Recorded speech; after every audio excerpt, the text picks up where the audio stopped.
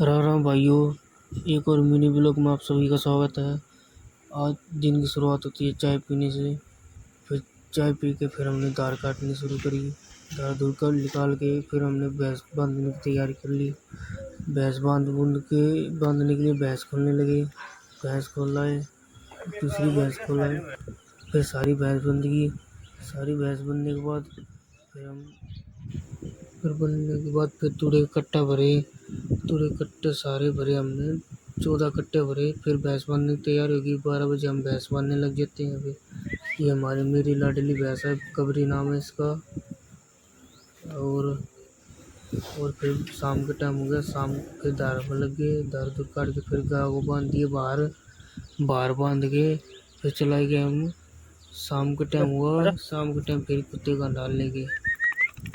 बस आज की ब्लॉग की एडिंग यही करते हैं। अच्छा लगा तो सब्सक्राइब लाइक जरूर करें।